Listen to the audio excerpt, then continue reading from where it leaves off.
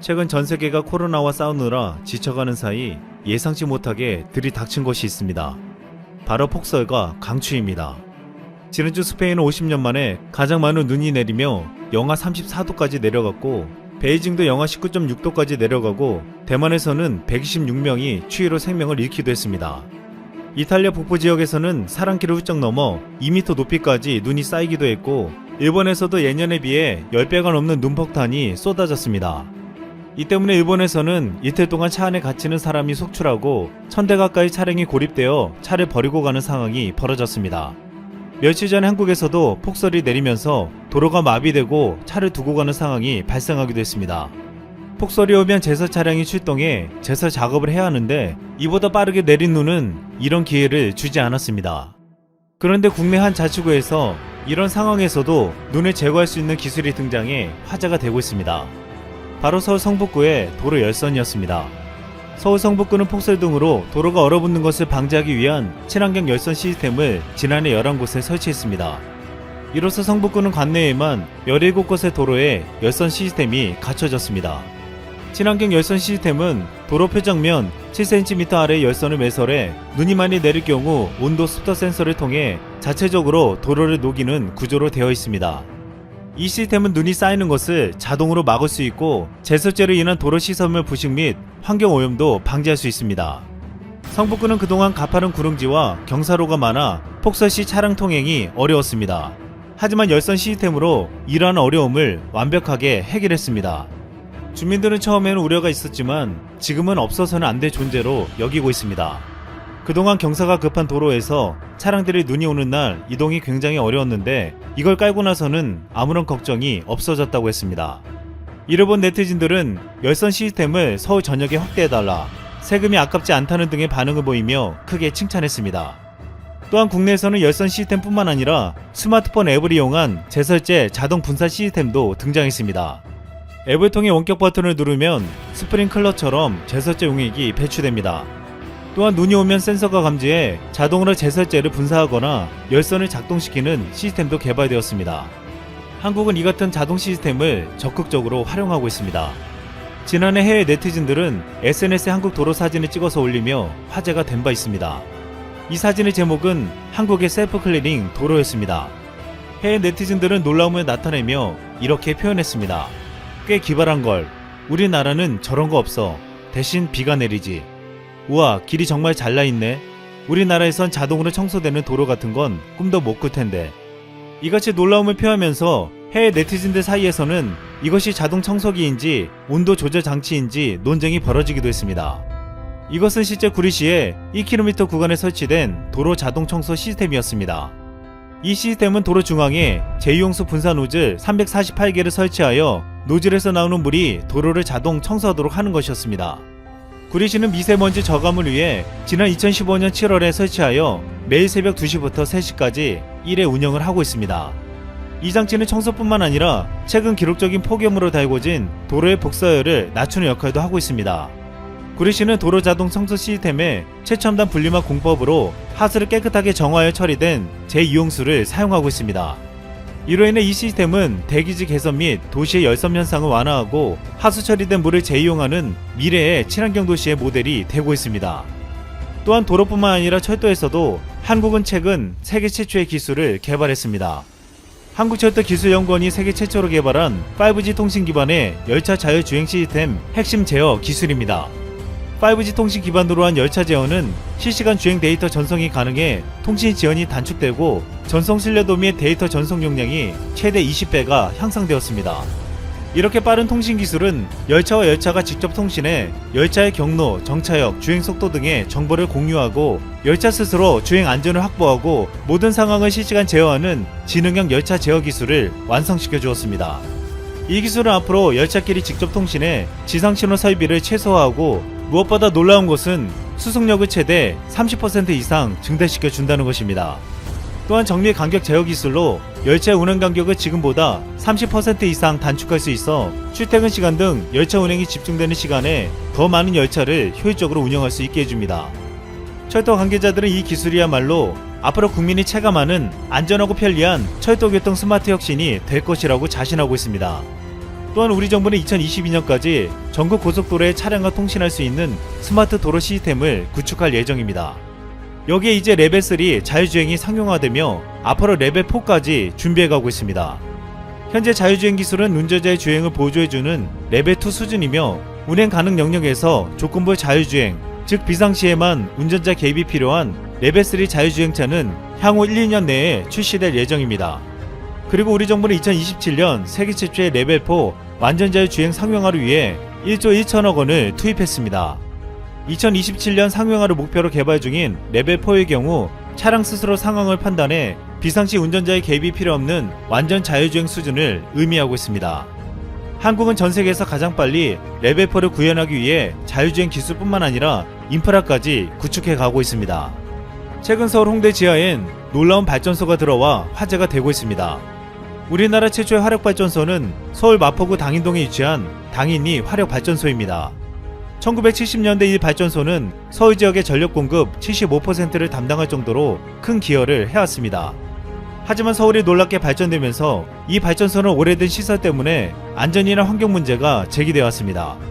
그래서 마포구는 이 발전소를 폐쇄하거나 이전할 계획을 세웠습니다. 그런데 마땅히 새로운 부지를 확보하지 못하자 예상치 못한 새로운 방안을 찾아냈습니다. 당인리 발전소 지하에 새로운 LNG 복합 화력발전소 1, 2기를 세우고 원래 발전소가 있던 땅 위에는 마포구에 문화체육공원을 조성하는 것입니다. 결국 이 발전소는 추진되어 지하에 세워졌고 세계 최초의 도심 지하 발전소라는 영예를 얻었습니다.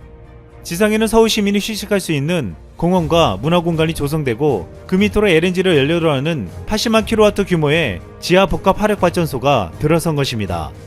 이 발전소에서 생산하는 전력 규모는 서울시 370만 가구 중 절반가량이 사용할 수 있는 전기 공급량이며 전력 생산 과정에서 발생한 증기를 열 공급 설비로 보내 여의도 등 발전소 인근 10만 가구에 난방열도 공급합니다. 이 같은 방법은 개별 난방 방식에 비해 연간 7만 8천 톤의 이산화탄소 배출 저감 효과를 가져왔습니다.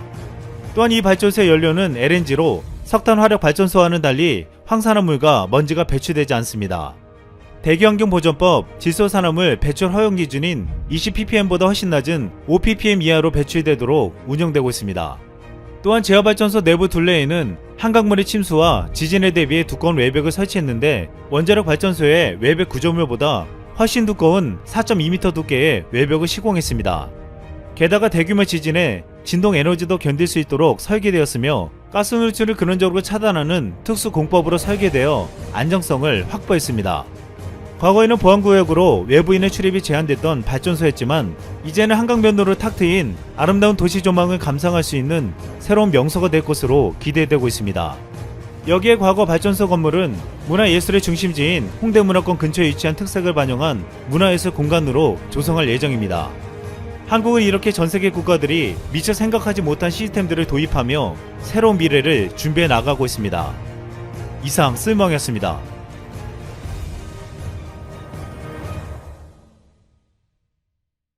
미국의 상징이라 말할 수 있는 랜드마크에 무엇이 있을까요? 자유의 여신상, 엠파이어 스테이트 빌딩 등 나름대로의 그 역사와 가치를 자부하는 건축물들은 많지만 바로 이곳 뉴욕 맨해튼에 위치한 타임스퀘어를 빼놓고 말할 수는 없을 겁니다. 그런데 최근 전 세계에서 가장 비싼 광고 비용으로도 유명한 이곳에 한 작은 기업이 자사 제품 홍보도 아니고 당최 의중을 알 수 없는 광고를 게재해 논란이 됐습니다. 하지만 그 비밀이 풀리는데 그리 오랜 시간이 걸리지 않았고 이로 인해 촉발된 한국의 올바른 역사 알리기는 부끄러운 줄 모르던 미국의 한 유명 교수로 하여금 눈물을 흘리도록 만들기에 충분했죠.